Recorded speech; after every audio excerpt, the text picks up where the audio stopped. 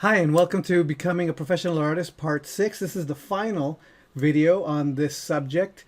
Today I'm going to be tackling what are other non-artistic skills that you actually do need in order to become a professional artist. Hi, my name is Luis Escobar. I'm a storyboard artist in the Simpsons television show. I've been working on the show for over 20 years now. So today these are the questions I'm going to be answering. Aside from artistic skills, what do you believe is required as the most important part of becoming paid in the industry, and what do you believe it takes to be a successful professional artist? So there's going to be a lot of other stuff that is kind of not necessarily art related, but sometimes psychological. What are the mental requirements to be an artist? What other non-artistic skill related things do you need in order to survive as an artist? And believe me, there's more to it than just being able to produce art. And the video that I'm going to be sharing this time around on the over the audio is again yet another video of me inking yet another panel for my comic that I'm working on. And again, I'm using Clip Studio Paint or Manga Studio EX. It's the exact same. It's the exact same program, and I love it. Love that program. All right, so I hope you enjoy it. And without any further ado, here's the video. Final questions. Aside from artistic skill, what do you believe is required as the most important parts of becoming paid in the industry? All right, so this is a good business and marketing. Business and marketing are so important. Find out everything you can possibly know about business and marketing. Read Zig Ziglar. Read Jim Rohn's stuff. I don't know who else. There's so many guys. There's so many people. GKIC has good stuff on marketing. Just read a lot. Follow Pat Flynn on smart passive income. Chris Oatley. What else?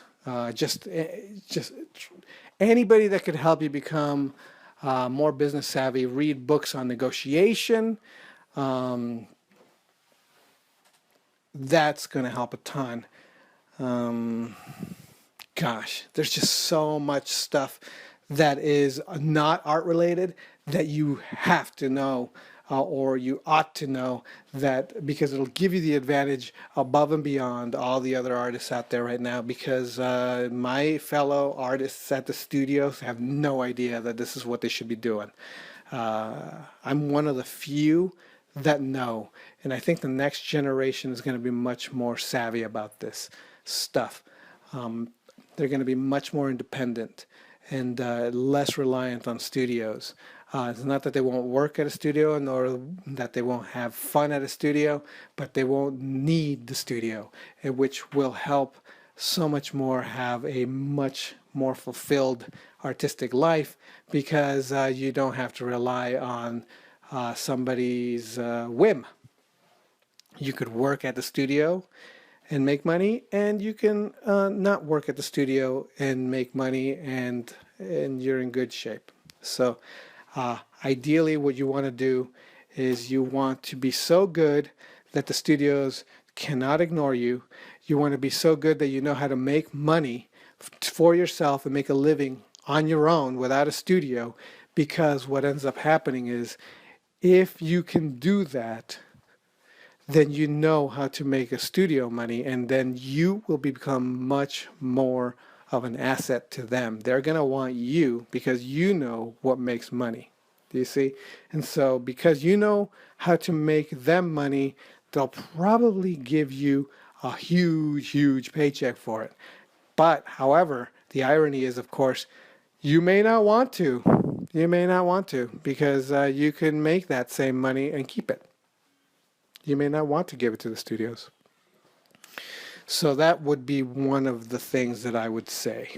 What do you believe it takes to be a successful professional artist? It takes determination. It takes in a lot of drive, and you've got to do what other people don't. And you've got to learn to practice. And like I said, I have videos online. I'll probably send you a link on the email that comes with these audio recordings. But I highly recommend you learn to practice well and learn to practice correctly, doing drills, things like that. I'm going to see, so I'm going to kind of drop a bomb on you. I'm going to give you something that I've only given to my friends to think about. But I'm going to give it to you so that you can think about it. And it's the stuff that I've discovered in the last few months about thinking about becoming a better artist and becoming more independent and becoming useful and making a living. And this is what direction I'm going to try to take my life.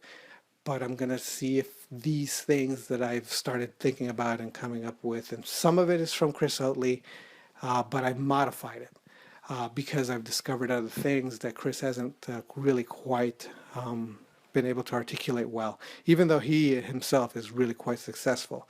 And he's actually hired quite a few people to work under him. So he's actually helping other artists make a living by being successful himself, which is fantastic. And I love that about being an independent artist, is that you can then turn around and hire and give people a good living because you've got the money. And that's ideal. That's one of the reasons why it's ideal to learn the business end of this industry as well. All right, so here's what my advice is for branding yourself and standing out. And this is what, again, what I've discovered over the last few years, so I'm going to just go through this all. Number one, ask yourself, what do you want your customers to become? That's number one. It's not what you want to do as an artist. It's not about you. It's about them. Okay, so one of the reasons why there's a lot of starving artists is because everybody's a bunch of selfish bastards. Artists are a bunch of self-centered, selfish bastards. And what you got to stop doing is being a self-centered, selfish bastard. Stop talking about what you want. What do you want? What do you want? Yes, it is important to do what you're passionate about, because if you don't do it, you won't. If you're not doing it, or doing that, you won't want to do the work. So yes, I understand that. However, nobody wants to buy something that's all about you. Nobody wants to buy something that speaks only about your ego. Okay, so do you have something positive in mind for the buyer of the art? What are you providing the buyer of the art that's going to make them go, I cannot live without what this person has done? That is what gets you hired at studios, and that's what gets art bought by other people. If I buy comics. Why? Because I think that those comics are going to entertain me, and I'm going to have a great time having an adventurous experience from the comics. I go to the movies for pretty much the same thing. I watch TV for exactly the same thing. People buy video games and play them for exactly the same thing.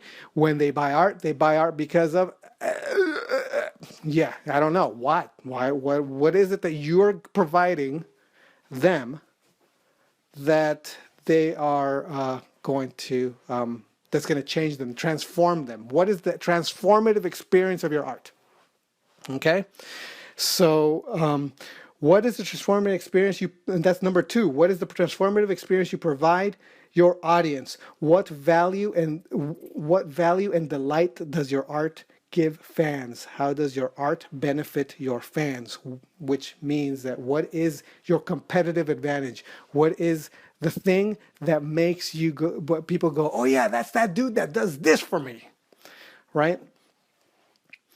In an industry that okay, number 3, in an industry that rewards remarkable artistic excellence, be remarkable and excellent. Compare your work with the best in your industry. Are you at that level or exceed it?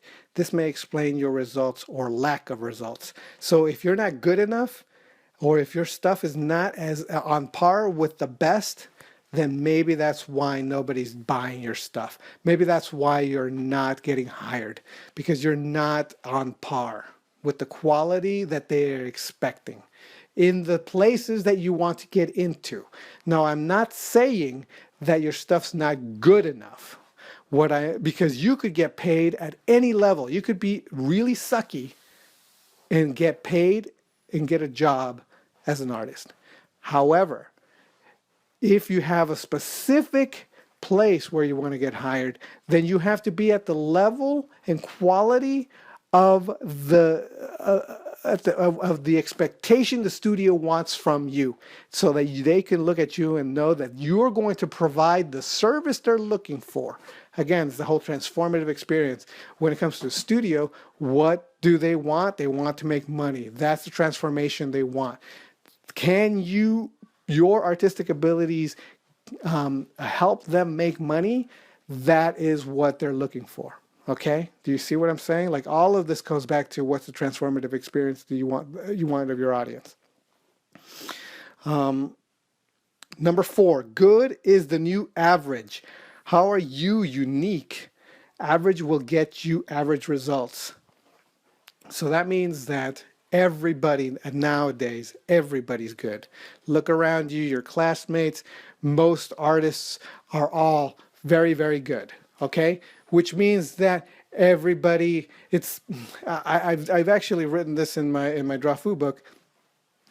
There's a story, the Superman, the new Krypton storyline for Superman, where the bottled city of Kandor gets made big again, and then they zap it, and the new Krypton is created in the opposite rotation of the solar system from the Earth, and so there's a new Krypton, and everybody in New Krypton is basically has Superman's powers. So you've got like a planet of Superman. So when everybody is Superman, and Superman shows up, Superman is then what? What's so special about Superman?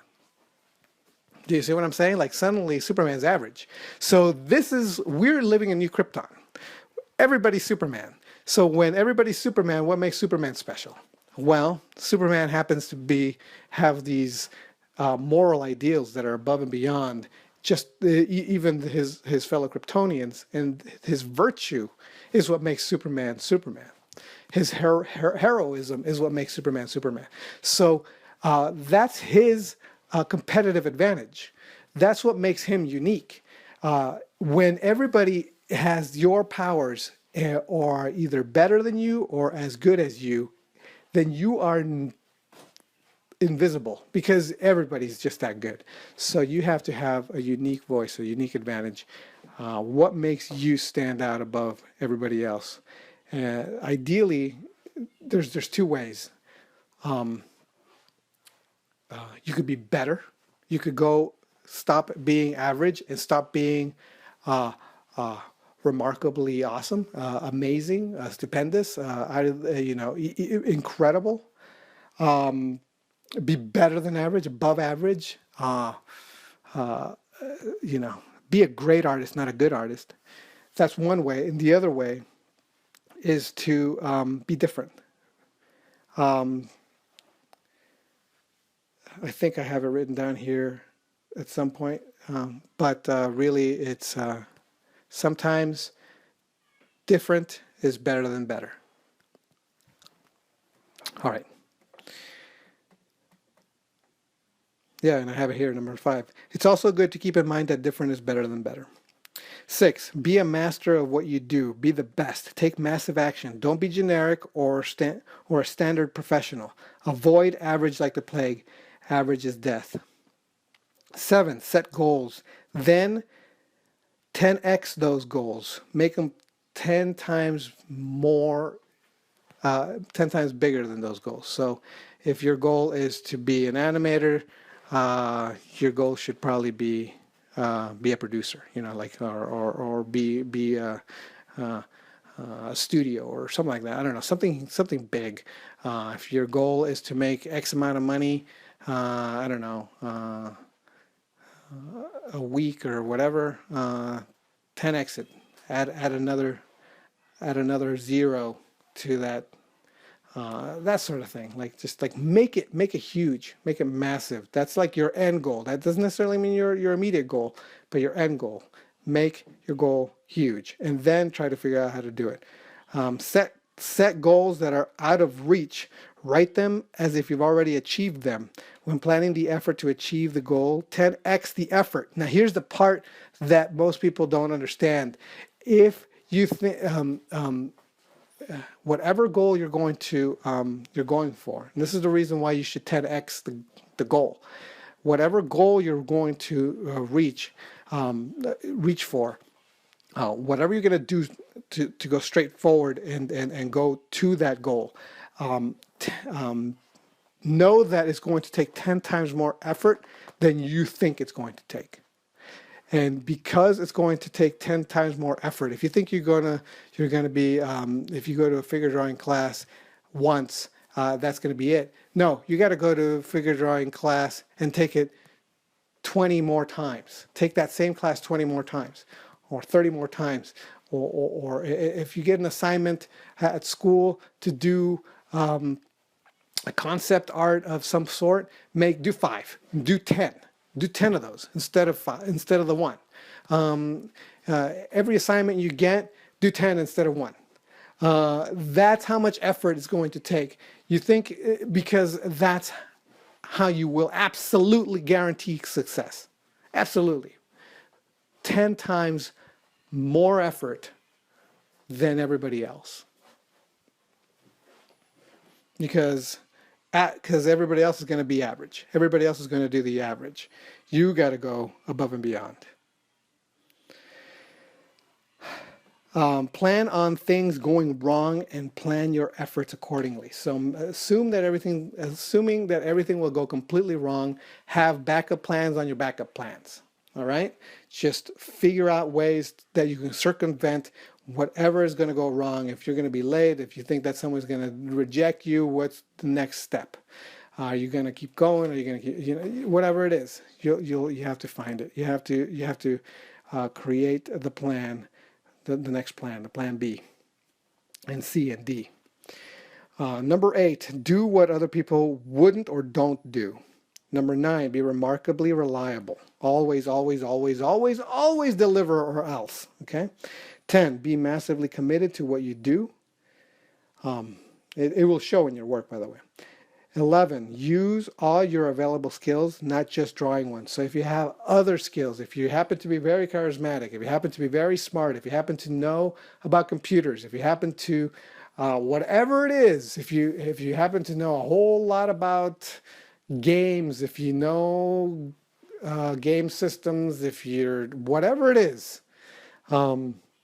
use it. Figure out where to use it and make it an advantage. 12, have a mastery of your tools. All right, so whatever it is that you use, whether it's digital or paint or whatever it is. 13, be a lifetime learner. Stay relevant. Read at least 60 books every year. The most successful people in the world are readers, always educating themselves on something that they could do better. Business books, marketing books are a good place to start. How to win friends and influence people, that sort of kind of book. The Magic of Thinking Big, Think and Grow Rich, books like that. Okay. Success is your duty, your obligation, and your responsibility. You need to be sure that you think of success that way. It is your responsibility to be successful, because If you are, then that will give you the chance to help the most people that you can possibly help. All right? Okay, I hope that answers all your questions and gives you a little bit of extra bonus. And thank you for asking me all these questions. If you have any other questions, please feel free to ask, and I'm perfectly fine with answering them. Sorry it took me so long to do this, but I hope this is helpful. All right, Corey. So I guess I'll talk to you some other time. All right, and bye.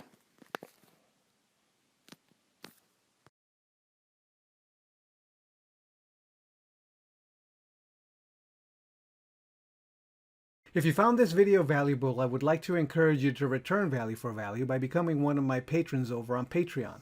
Not only will you encourage me to continue making informative videos that are useful to you, but you get extra perks too. For only a small investment of $1 a month, you can get all new videos I create months before anyone else gets to see it. Also, if you have any questions you'd like me to answer as a patron, you get priority and I answer your questions first. On top of that, when you're a patron at any level, you become part of a raffle where I send original art via mail to the winner of that month.